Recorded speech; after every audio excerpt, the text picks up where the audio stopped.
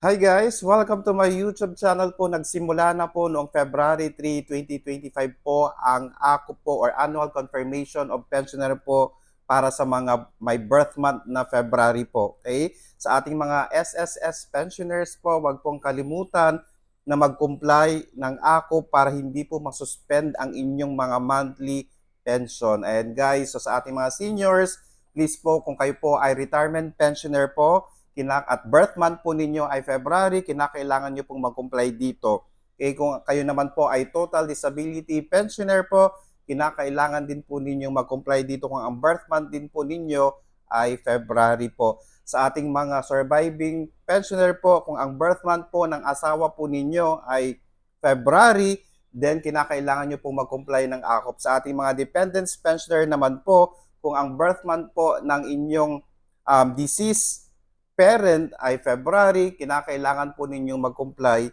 sa AKOP or Annual Confirmation of Pensioner po dahil kung hindi po kayo nag-comply nito, masususpend ang inyong monthly pension. Sana guys, nakatulong po ako. Please do not forget to subscribe, like, and share para po lagi po tayong updated sa ating mga videos. Maraming salamat po and stay safe.